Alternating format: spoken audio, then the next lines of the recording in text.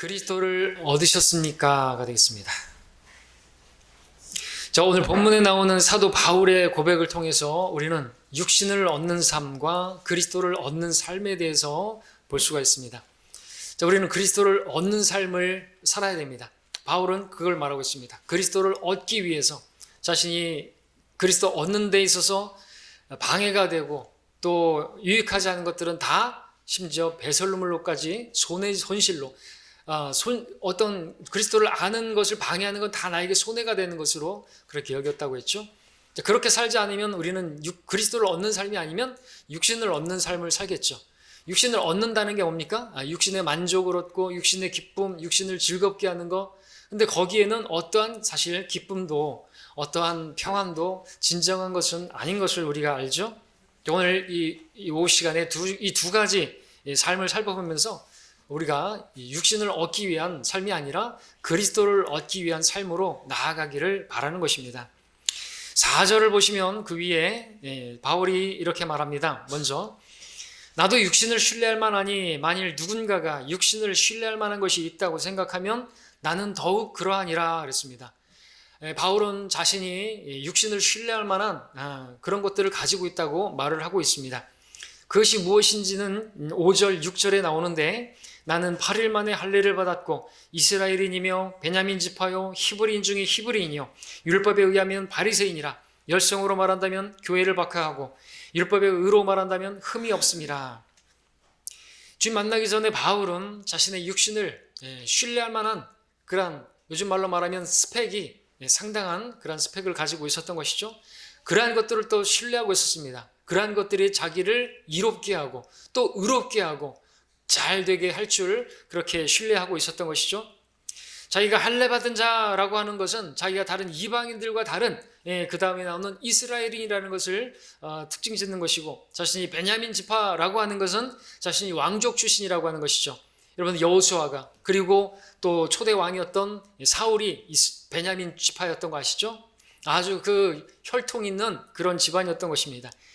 그리고 자신이 히브리인 중에 히브리인이다라는 표현은 그냥 히브리인도 아니고 히브리인 중에 히브리인이다. 당시 히브리인이라고 하지만 히브리어를 할 줄 못하는 그런 사람들도 있었는데 헬라어밖에 할 줄 못하는 유대인들이 많았는데 자기는 히브리어도 할 줄 아는 그런 유대인이라는 걸 자랑하고 있고 또 히브리 관습에 자기는 정통한 그런 자임을 의미하고 있는 것이죠.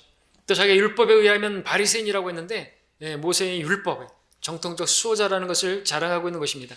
그의 아버지도 바리새인이었죠. 사도행전 23장 6절에서 자신을 변호할 때 나는 바리새인이요 바리새인의 아들이라고 했습니다. 또 율법에 의로 말하며 흠이 없는 자라고 했는데 자신이 그처럼 정말 하나님 앞에 자기는 의롭게 살았다라고 하는 것을 자랑하고 있는 것입니다. 다시 말해서 사도 바울은 정말 흠 없는 정말 누구에게 뒤지지 않는 그러한 스펙을 가지고 있는 것이죠. 학벌이나 집안이나 혈통이나 또 자기의 어떤 삶에 있어서도 자기는 누구에게 꿀릴 게 없다 이거죠. 자기는 내세울 게 많다라는 것을 자랑하고 있었던 것입니다. 자, 근데 바울이 그러한 것들을 신뢰하고 그러한 것들을 자랑하고 있었을 때 그 육신을 신뢰하는 그런 삶을 살았을 때 그의 삶은 어떤 삶이었죠? 한마디로 말하면 교만한 자의 삶이었다 말할 수 있습니다. 결국엔 그렇게 자기가 자랑할 게 많으면 자랑할 건 자기밖에 없기 때문에 그렇죠. 자기의 의를 내세우면서 살았던 사람이었습니다. 그도 바리새인이었습니다. 바리새인의 특징이 뭡니까? 자기의 의를 내세우다가 결국에 하나님의 의를 거부했잖아요. 로마서 10장 3절에서 이는 그들이 하나님의 의를 모르고 자기들의 의를 세우려 함으로써 그들 스스로 하나님의 의에 복종하지 못하였다. 이스라엘이 또 바리새인들이 배척 버림받게 된 것은 자기들의 의를 내세우다가 그렇게 된 것이죠. 바리새인과 세리의 비유에서도 바리새인은 어떻게 기도했던 것입니까? 자기의 의를 내세우면서 나는 이것도 하고 난 저것도 하고 난 금식도 하고 난 11조도 하고 나는 저 사람 같지 않고 결국에 그는 교만하게 된 그의 모습밖에는 하나님 앞에 비추지 않는 하나님께서 그를 받지 않으시고 오히려 세리와 같이 정말 죄인임을 시인하고 하나님 앞에 나아갔던 그를 받으셨던 것을 우리가 보지 않습니까? 자기의 의를 내세우면 하나님의 의를 받을 수가 없는 것입니다. 저 사람들이 왜 아직까지 구원받지 못한 것입니까? 왜 예수님을 영접하지 않는 것입니까? 자기들이 대단히 의로운 자기들이 그래도 육신을 신뢰할 만하다고, 자기가 강하다고 생각하니까 아직 예수님을 거부하고 있는 것입니다. 그게 부러져야 되는 것이죠. 병원 침상에 눕든지 아니면 죽기 전이라도 죽을 때까지, 남자들은 특별히 죽어야 철든다는 말이 맞는 거예요. 죽을 때까지는 철이 안 드는 것 같아요. 근데 우리 여기 남자분들은 복 받은 것입니다. 그렇죠? 그분 앞에 무릎을 꿇었잖아요. 우리 약함을 시인하고, 남자들이 더 구원받는 게 더 힘든데 구원받은 것에 정말 감사하고, 또 저 같은 사람이 구원받은 게 정말 어떻게 보면 정말 신기하고 놀랍습니다. 저 같은 사람이 어떻게 구원받았을까요? 저같이 그렇게 정말 못되고 그랬던 사람이 구원받은 거 보면 깜짝 놀라는 것이죠. 하나님 섭리겠죠. 그렇게 하나님을 막 대적하고 그랬던 저였는데 말입니다. 하나님의 의를 모르고 말이죠. 자, 그래서 바울은요, 그렇게 의로운 삶을 살긴 했지만, 하나님 보실 때는 교만할 수밖에 없는, 그래서 그가 구원을 받았음에도 불구하고 교만할 수 있는 배경이 너무나 많기 때문에 주님께서 그에게 육체의 가시를, 왜냐하면 그 육신에 신뢰할 만한 게 너무 많으니까 육체의 가시도 허락하셨는데, 왜 허락하셨다고요? 자고하지 못하게 하시려고. 너무나 교만할 수 있는, 또 지식도 있기 때문에, 하늘나라 셋째 하늘까지 갔다 왔기 때문에 교만할 수가 있으니까. 여러분, 또 말씀드리지만 우리도 향상된 계시를 받았잖아요. 성경대로 믿는 사람들의, 배교자들의 특징이 뭐예요? 모르는 사람들이 아니에요. 너무 많이 아는 사람들이에요. 신학을 한 사람들이에요. 벼는 익을수록 고개를 숙여야 되는 법입니다. 빈수레가 요란하다고 주님을 제대로 배우지 못한, 그리스도를 얻은 사람의 삶이 아닌 것이기 때문에 그렇죠. 그리스도를 얻으면 뒤에서 보겠지만 그렇게 살지 않습니다. 교만할 수가 없는 것입니다. 겸손해야 되는 것이죠. 자, 바울이 주님 만나기 전에 얼마나 교만했던 것입니까? 잠깐 말씀드리면 사도행전 7장에서 스테판을 죽이는 일에 앞장섰던 것을 아시죠? 옷을 지키는 그 일에 자기가 자원해서 그렇게 봉사를 했던 것입니다. 성령으로 충만해서 하나님의 말씀을 전하는 그러한 사람을 죽이는 데 있어서 전혀 거리낌도 없었던, 그 정도로 마음이 높아져 있었던 사도 바울이었고, 사도행전 9장에서는 그가 다마스쿠스로 갈 때 위협과 설기를 내뿜으면서 그렇게 대제사장에 가가지고 문서를 받아가지고 하나님의 교회를 핍박하는데, 사람들을 죽음에 넘기는데 앞장섰던 것을 보게 되는 것이죠. 육신을 신뢰하던 때의 바울은 그렇게 교회를 핍박하고 그 일에 아주 위협과 살기를 뿜으면서 앞장섰던 것입니다. 근데 바울의 그와 같은 삶에 대한 주님의 평가는 무엇이었던 것입니까? 가시체를 걷어차는 것이 내게 고통임이라 말씀하고 있습니다. 주님을 박해하는 것 자체가 고통스럽기도 하겠지만, 그런 삶 자체는 어떤 만족도 없는 것이죠. 스스로 괴로울 뿐인 것입니다. 육신을 따라 살던 그의 삶, 가시체를 걷어차는 것처럼 스스로를 고통스럽게 하는 그러한 삶, 고달픈 삶인데, 이런 모습뿐만 아니라 우리도 마찬가지인 거죠. 육신을 신뢰하고 육신을 따라 살고 육신의 무엇인가를 얻기 위해서 사는 삶은 다 그와 같다라는 것을 우리에게 보여주는 것입니다. 바울이 그렇게 육신을 따라 육신을 신뢰하며 살았을 때 교만했고, 다른 사람들을 고통스럽게 했고, 자신도 고통스러웠던 것이죠. 자기만 다른 사람들을 고통 줬는데 그것이 고스란히 자기에게 고통을 다 돌아왔던 것입니다. 이것은 오늘날 우리도 마찬가지입니다. 우리가 육신을 신뢰하는 삶을 살게 되면 나의 학벌이나 나의 집안이나 혈통이나 재능이나 능력이나 지식이나 내가 가지고 있는 재물을 신뢰할 때 어떻게 됩니까? 당연히 그런 것들로 다른 사람들, 나보다 가지지 못한 자들, 나보다 배우지 못한 사람들, 나보다 모른다고 생각하는 사람들을 쉽게 판단하고 무시하는 그런 모습으로 나타날 수밖에 없습니다. 자신의 육신을 신뢰하는 것 자체가 교만한 것입니다. 내가 저 사람보다 낫다고 생각하면 이미 바리새인인 것이죠. 세리를 보면서. 근데 그리스도를 얻은 사람들은 뒤에서 보겠지만 다른 사람을 나보다 더 낮게 여기는 것이, 아무리 못났어도 나보다 나은 점은 있는 것이죠. 그리고 그 사람의 외모를 보는 것이 아니라, 육신을 보는 것이 아니라 그 사람을 얻기 위해서 주님께서 죽으셨어요. 그 사람은 그리스도를 얻은 사람입니다. 그렇게 본다면 우리가 무시하거나 우리가 업신여길 사람은 없는 것이죠. 또 자신을 육신을 신뢰하는 사람은 이전에 그 바울처럼 다른 사람을 고통스럽게 하는 뿐입니다. 나의 기준과 잣대로 다른 사람을 정지하고 판단하고 다른 사람에게 상처를 주고 고통을 주게 되어 있습니다. 또한 자신의 육신을 신뢰하는 사람은 바울이 그렇게 하다가 고통을 당한 것처럼 자신도 고통스러운 삶을 살 수밖에 없는 것입니다. 종교가 그렇습니다. 종교는 아무리 그렇게 열성적으로 따라간다 할지라도 만족이 없습니다. 확신도 없습니다. 기쁨도 없습니다. 고통만 있을 뿐이죠. 바울이 육신을 따라 살았을 때 자신에게는 어떠한 기쁨이나 만족이나 평강이 없었고 오히려 고통과 공허함과 슬픔만 가득했던 것이죠. 비참함만, 나는 비참한 사람이로다. 아무리 자기는 해도 하나님의 뜻을 못 이루는 것이, 아무리 율법을 흠없이 살았다 할지라도 자기는 알잖아요. 자, 근데 오늘 본문에서 사도 바울은 말합니다. 다시 본문을 읽겠습니다. 그러나 나에게 유익하던 것은 무엇이나 그리스도를 위하여 다 손실로 여겼느니라. 실로 모든 것을 손실로 여김은 그리스도 예수 나의 주를 아는 지식이 가장 고상하기 때문이며 내가 그를 위하여 모든 것을 잃어버리고 그것들을 오히려 배설물로 여김은 그리스도를 얻기 위함이요. 바울은 과거에 육신을 신뢰하던 때 그런 것들을 다 모든 것을 손실로 여겼다고 말하고 있고 그것들을 배설물로 여긴다고, 다시 취할 필요가 전혀 없는 것으로, 손실 정도가 아니라 똥으로 여기겠다고 말하는 것이, 다시 그것을 붙들지 않겠다는 것이죠. 그것은 마치 개가 토해낸 것을 먹는 것과 마찬가지겠죠. 돼지가 씻고 나서 진창 속에 뒹구는 것과 마찬가지인 것입니다. 왜냐하면 그것은 자기에게 손해라는 것을 알게 됐기 때문에, 그리스도를 알게 되었기 때문에 그렇죠. 그것이, 그리스도를 아는 것이 가장 고상한 것이고, 그리스도를 얻을 때, 내 안에 그리스도께서 나타날 때 거기에 진정한 만족이, 진정한 기쁨과 진정한 세상이 줄 수 없는 평강을 맛봤기 때문에 바꾸기 싫은 것입니다. 바울이 육신을 신뢰할 만한 그 모든 것들을 배설물로 여기고 오직 그리스도 예수님을 얻고 또 더 얻기를 원했습니다. 자, 그렇다면 그리스도를 얻는 것이 도대체 무엇을 의미하는 것입니까? 우리가 그리스도를 얻은 사람들인데 또 얻는다는 게 뭡니까? 주님께서는 우리가 단지 구원받은 것으로 만족하는 것이 아니고, 요한복음 10장 10절에서 내가 온 것은 양들로 생명을 얻고 더 풍성히 얻게 하려 함이라 말씀하고 계시죠. 그러니까 우리가 생명을 얻었습니다. 그리스도의 생명을 얻었습니다. 그리스도를 얻었습니다. 거기서 끝나는 게 아니라 우리가 그리스도를 더 풍성히 얻어서 그리스도를 더 풍성히 경험하게 되기를, 풍성한 생명의 삶을 살기를 바라신다는 것이죠. 그 풍성한 생명의 삶이 진정한 복이기 때문에 그렇습니다.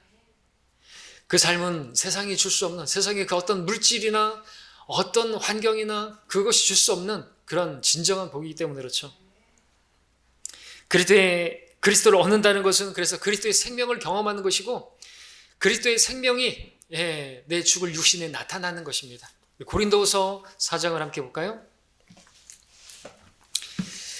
자, 바울이 육신을 따라 살다가, 그렇게 육신을 신뢰하면서 살다가 주님을 만났습니다. 그때부터 바울은 이제 자신의 죽을 육신을 위해서 살지 않고 그 죽을 육신에 그리스도가 나타나는 그 삶을 살기 원했죠. 왜냐하면 그리스도의 생명을 얻었기 때문에 이제 그 생명이 나타나기를 바랬던 것입니다. 고린도후서 4장 10절, 11절을 우리 잘 앞전에도 봤지만 같이 다 연결되는 말씀이죠. 4장 10절, 11절에 항상 주 예수의 죽으심을 몸에 지니고 다님은 예수의 생명이 또한 우리 몸에 나타나게 하려 함이라. 살아있는 우리가 항상 예수를 위하여 죽음에 넘겨지는 것은 예수의 생명도 우리의 죽을 육신에 나타나게 하려는 것이라 그랬습니다. 바울은 예수 그리스도를 얻는 삶이 얼마나 만족스럽고 얼마나 화평하고 참된 기쁨인 것인가를 경험했기 때문에, 그것은 어떤 상황에서도, 여러분들 그 이 말이 나오기 전에 위에 뭐가 나옵니까? 8절에 그리스도의 생명이 나타나면요, 그리스도를 얻은 사람들은요 이렇게 살 수 있어요. 우리가 사면에서 고난을 당하여도 괴로워하지 아니하며 당혹스러운 일을 당하여도 절망하지 아니하며 박해를 받아도 버림받지 아니하며 내던져져도 멸망하지 아니하며 오뚜기 신앙이죠. 어떤 환경에서도 넘어지지 않습니다. 어떻게 사면에서 고난당하는데도, 어떻게 그렇게 당혹스러운 일을 당하는데도 놀라지 않고 절망하지 않고 낙심하지 않습니까? 이럴 수만 있다면 정말 이건 복이죠. 그렇죠? 우리가 갈수록 어려운 삶을 맞기도 하고 더 어려운 때를 우리가 살기도 할 텐데 우리는 그런 환경과 상관없이 그 가운데서도 우리는 기뻐하고 모든 일에 감사하고 그럴 수 있다면 이건 정말 놀라운, 이게 복이 아니게 뭐겠습니까?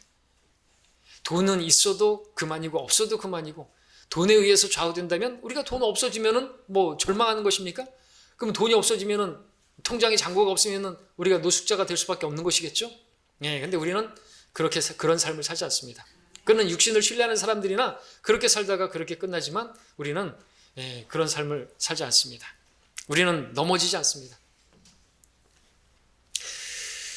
자, 그렇다면 구체적으로 그리스도를 얻은 사람은 그 삶에서 무엇이 나타나야 하는 것인가? 이제 좀 더 구체적으로 보겠습니다.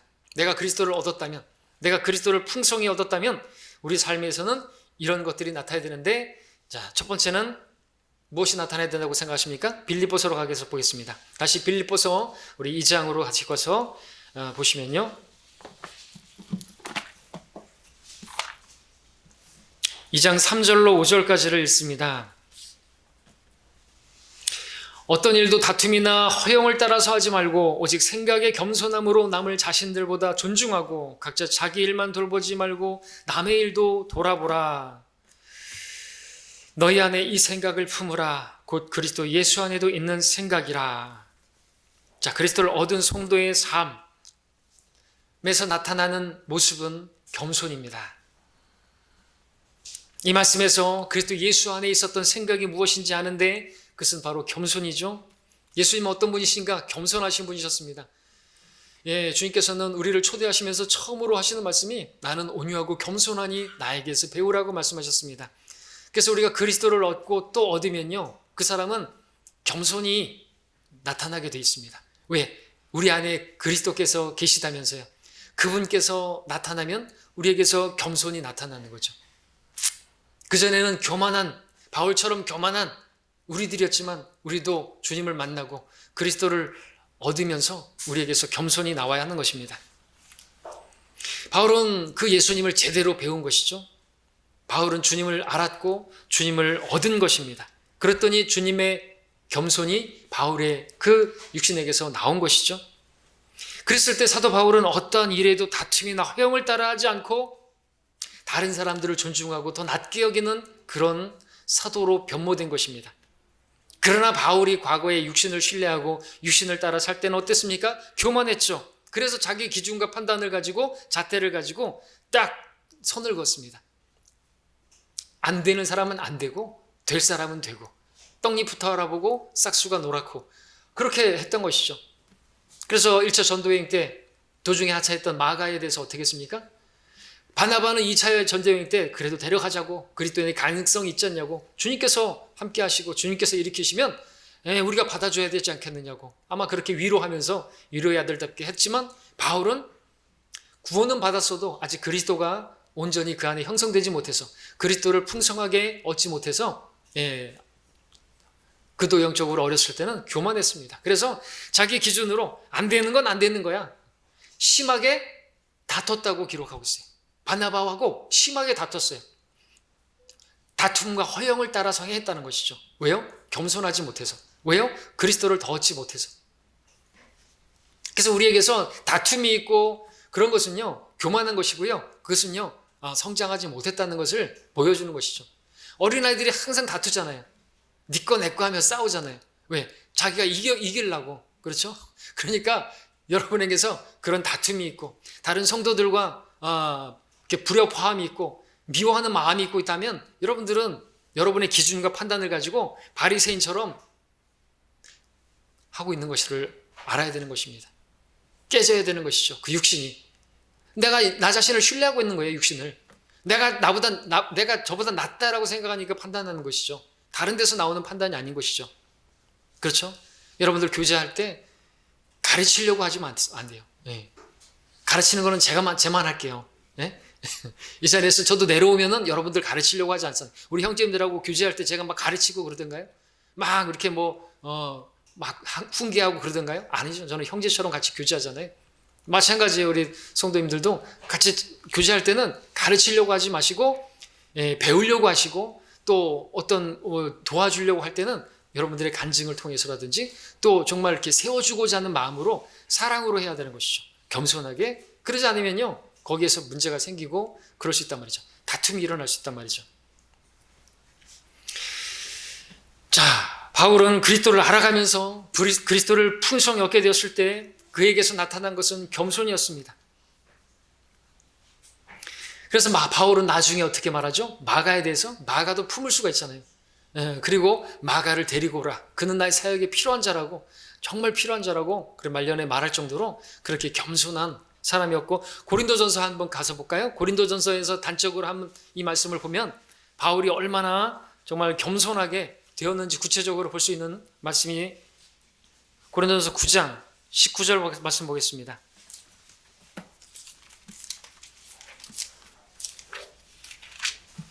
(9장 19절에) 내가 모든 사람으로부터 자유인이 되었지만 스스로 모든 사람에게 종이 된 것은 더 많은 사람을 얻으려 함이라 그랬습니다. 자기는 자유인이에요. 그리스도 안에서, 그리스도를 통해서, 진리를 통해서 자유케 되었습니다. 하나의 예로 우리가 자기는 고기를 먹을 수 있는 자유도 있었습니다. 그렇죠? 그런데 다른 성도들의, 연약한 성도들을 위해서라면 자기는 고기가 세상에 존재하는 한 난 먹지 않겠다고 자기 권리를 내려놓을 줄 아는, 그렇게 겸손한, 그렇게 다른 사람을 배려할 줄 아는 그러한 성도로 변모가 된 것이죠. 22절도 보시면 내가 약한 사람들에게 약한 것 같이 된 것은 약한 사람들을 얻고자 하며 내가 모든 사람에게 모든 것이 된 것은 어떻게 해서든지 몇 사람을 구원하고자 함이라 그랬습니다.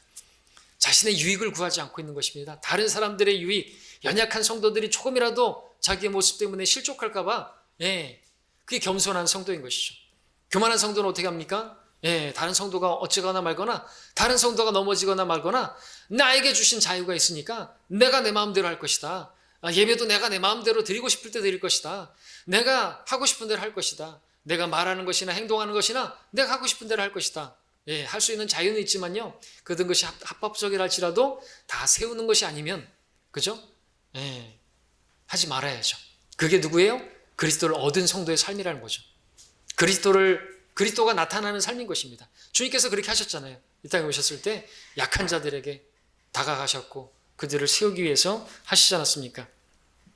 그리스도의 그 부요함이 바울에게서 지금 나타나고 있는 것이, 이유는 뭡니까? 목적이 무엇입니까? 한 사람이라도 더 얻고자, 여러분들도 누군가를 얻기 원하고 복음으로 이겨오기 원하고 또 진리를 전해서 가르치기를 원한다면요, 여러분들도 그들의 입장에서, 그죠? 이해하면서 그렇게 다가가고 그렇게 겸손하게 해야겠죠? 그러지 않으면 다툴 수밖에 없다는 것이죠. 육신을 따르게 되면은 안 된다는 거죠. 자, 우리도 사람들을, 또 다른 사람들을 진리로 인도하고자 하면 그들의 약함을 담당할 줄 알아야 되고요. 우리에게 겸손이 나타나야 하는 것입니다.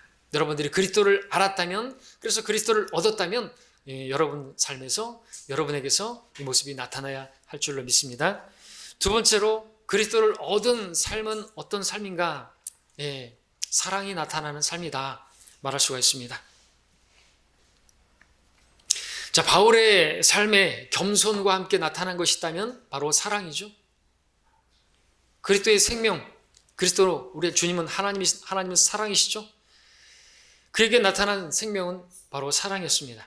솔로몬의 노래 2장 4절에 보니까 그가 나를 잔치집으로 안내하였으니 내 위에 나붙기는 그의 깃발은 사랑이었도다 라는 말씀이 있는데, 그처럼 사도 바울 마음에는 그리스도의 사랑이 풍성히 역사했습니다. 우리 고린도후서 5장을 보겠습니다.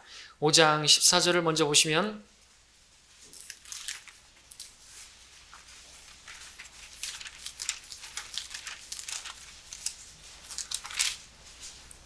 (14절) 그리스도의 사랑이 우리를 강권하시느니라.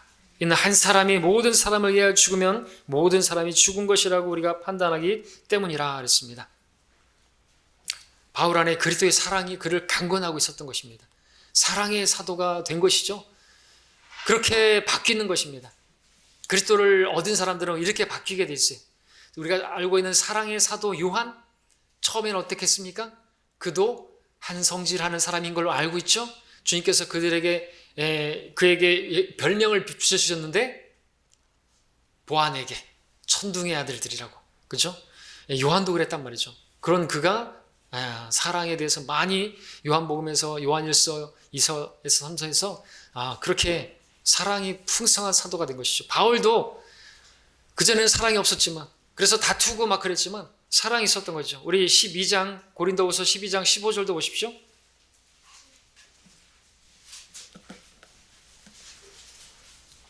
내가 너희를, 고린도 교회 성도들을 더 많이 사랑할수록 나는 사랑을 덜 받지만 나는 너희를 위하여 아주 기꺼이 쓰고 내 자신마저도 쓰리라.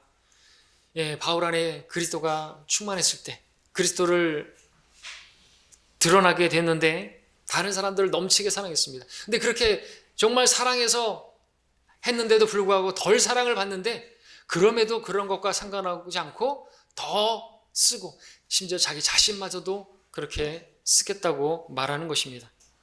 엄청난 사랑이죠. 이런 사랑이 어떻게 바울에게서 나타난 것입니까? 그의 육신적인 어떤 성향이나 어떤 육신의 어떤 노력이나 이런 것에 의해 된 것이 아니라 바울 안에 계시는 그리스도가 나타난 것이죠. 그래서 주님께서 십자가에서 자신의 모든 것을 주심으로써 그 자신을 부욕해 하신 것처럼 바울도 이제 주님의 사랑이 그 안에서 역사했을 때 다른 사람들을 위해서 자신의 모든 것을 기꺼이 주고자 하는 바로 그리스도가 나타난 것이죠. 그리스도께서 그렇게 다 주셨지 않습니까? 모든 것을 주시지 않았습니까? 그 그리스도를 배웠던 것이죠. 그리스도를 이제 얻었기 때문에 그 모습이 나타난 것이죠. 이렇게 살게 된 것입니다. 그래서 내가 사랑하지만 사랑을 못 받아도 오히려 그런 것과 상관없지 않고 더 사랑하고 나 자신마저도 기꺼이 기쁨으로 자원해서 그렇게 내어주는 그런 사람으로 변모가 된 것입니다. 빌립보서 2장을 다시 가서 볼까요? 2장을 보시면은 이렇게 산 삶에 대해서 바울은 자기에게 있는 능력이나 그 육신의 힘으로 그렇게 이런 삶을 살았다고 말하지 않습니다. 빌립보서 2장 13절에서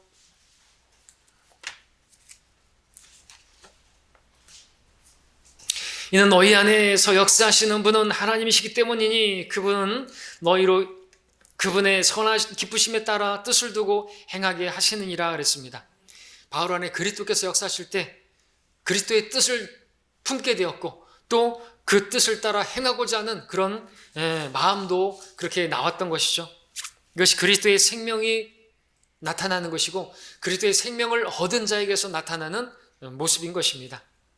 바울이 겸손하여서 모든 사람을 받아들일 수 있고 모든 사람을 위해 자신을 기꺼이 내어주는 사랑을 그렇게 실천할 수 있었던 것은 결코 자신의 육신이나 그 노력이나 어떤 결단으로 된 것이 아니라 바울 안에 살아계시는 내가 아니요 그리스도, 내게 사는 것이 그리스도니 바로 그리스도의 생명이 나타났기 때문에 그렇습니다.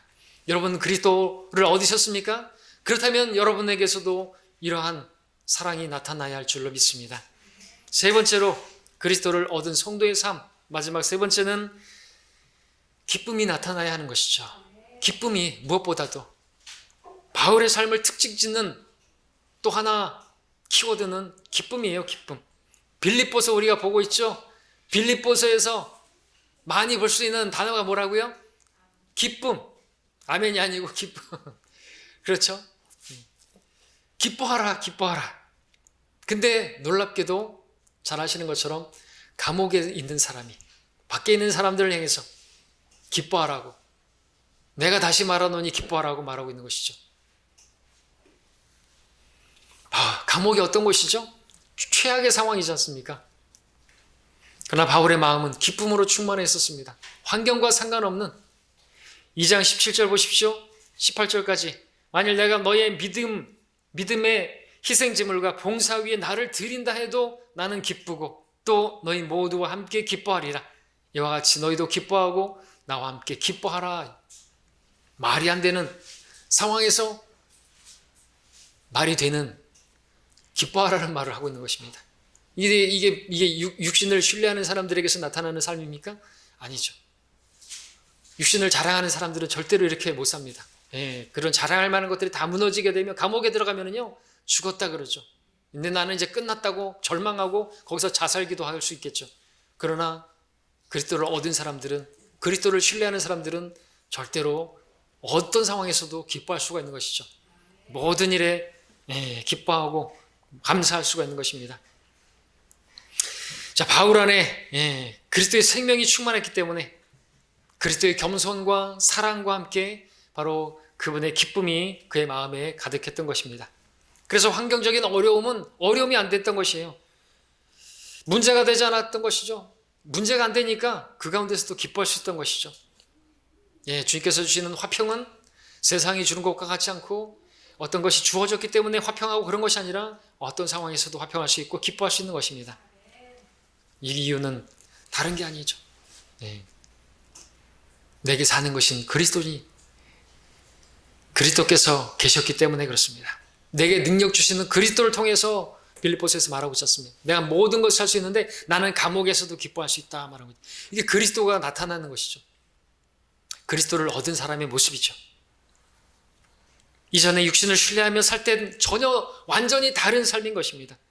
육신을 신뢰하던 때의 삶은 교만하고 남을 고통스럽게 하고 자기가 아무리 그렇게 해도 자기도 고통스러웠는데 거기에는 기쁨이나 평안이나 만족이 전혀 없었는데 그러나 그리스도를 얻게 되었을 때 그는 어떤 처지에서도 궁핍하게 되었어도 만족할 수 있고 감옥에 갇혀서도 기뻐할 수 있는 기쁨으로 충만한 그러한 삶을 살 수가 있었던 것이죠. 자, 이렇게 바울이 살 수 있었다고 한다면 우리도 이렇게 살 수가 있어요. 바울은 내가 그리스도를 따르는 것처럼 너희는 나를 따르라고 했습니다. 바울이 그렇게 그도 우리와 같은 사람이에요. 그도 우리와 같이 예전에는 교만했고 구원받았어도 다투고 그랬던 사람이었어요. 그런데 이렇게 변모가 됐어요. 여러분도 이렇게 되고 싶지 않습니까? 어떤 환경에서도 기뻐할 수 있고 여러분 사막에서도 기뻐할 수 있고 그렇다면 정말 이게 복이 아닐 수가 없습니다. 그러니까 우리도 바울과 같이 살 수 있음을 여러분 믿을 수 있기 바랍니다. 그거는 우리에게 나오는 게 아니에요. 그리스도를 통해서 나오는 것입니다. 바울이 감옥에서도 기뻐할 수 있었던 것은 그가 특별해서가 아닌 것입니다. 그리스도께서 그 안에 역사했기 때문에 그렇죠. 그리스도의 생명이 그에게 그와 같은 풍성한 삶을 주셨던 것입니다. 주님께서 주신 삶인 것입니다. 우리도 어려운 가운데서 그런 환경 가운데서도 여러분들 낙심하지 않고 괴로워하지 않고 기뻐한다고 한다면 그런 성도를 보게 되는데 그러한 성도는 그리스도를 얻은 성도죠. 그 안에 그리스도께서 충만하니까 그런 삶이 나오는 것입니다. 또 그런 삶을 여러분들이 보여줄 수 있어야지. 여러분들이 병원 침상에 누웠다 할지라도 그 가운데서 기뻐하는 모습을 보여줄 수 있어야지 여러분들을 문병 온 사람들이 그리스도를 만날 수 있죠. 어떻게 이런 상황에서도 기뻐할 수 있느냐고 하면서 나에게 그리스도를 알려달라고 그리스도를 만날 수가 있지 않습니까? 자, 우리 안에 바울과 동일한 그리스도께서 함께하고 계십니다. 그리스도께서 함께 하신다는 것을 우리가 말로써 입증되는 것이 아니라 우리 믿음으로 입증해야 되는데 이러한 삶으로 입증해야 되겠죠. 나에게서 겸손이 나와야겠죠. 나에게서 사랑이 나와야겠죠. 나에게서 기쁨이 나와야 되겠죠. 우리 얼굴에서 빛이 나야죠. 기뻐해야죠. 맨날 짜증내고 울상짓고 화내고 불평하고 그러면 안 되는 것이죠. 그러면 나도 괴롭지만 다른 사람도 괴롭고 그런 아무런 역사도 주님께서 주시고자 하는 열매도 맺지 못하는 것입니다. 자, 결론적으로 그렇다면 우리가 이런 그리스도의 생명을 나타내야 되는데 어떻게 하면 이렇게 살 수가 있는 것입니까? 그것은 우리가 오늘 본문에서 봤던 바울처럼 그가 육신을 신뢰하던 그 모든 것들을 손실로 나아가서 배설물로 여기는 그 믿음이 필요합니다. 우리도 그런 것들을 배설물로 여기는 것이 필요하다는 것이죠. 그래서 우리 육신을 신뢰하는 그 마음을 십자가에서 죽은 것으로 여기고 그리스도께 나 자신을 맡겨야 하는 것입니다. 왜냐하면 이러한 일이 우리의 의지적인 노력으로 되는 것이 아니라 자신을 십자가에 죽은 것으로 여길 때 육신을 전혀 신뢰하지 않을 때 그리스도만 의지할 때 가능하기 때문에 그렇습니다. 우리 자신을 죽은 것으로 여길 때 내가 죽어야 그리스도가 나오기 때문에 그렇습니다. 내 자랑하는 것이 끝나야 주님을 자랑할 수 있는 것들이 나오는 것이기 때문에 그렇죠. 그때서야 비로소 우리는 진정으로 그리스도를 아는 자들이요 그리스도를 제대로 배운 자들로서 그리스도를 얻은 사람으로서 살게 될 것입니다. 그리스도를 제대로 알아서 제대로 얻은 성도들의 삶은 어떻게 삽니까? 그분을 얻은 성도들은 생각의 겸손함으로 다른 성도들을 존중하는 겸손의 모습으로 삽니다. 그분을 얻은 성도들은 성도들을 사랑으로 섬기는 모습으로 나옵니다. 그분의 생명을 얻은 성도들은 최악의 환경에서도 기뻐하는 모습으로 삽니다. 이것이 그리스도를 얻은 자의 모습인 것입니다. 여러분은 그리스도를 얻으셨습니까? 기도하겠습니다.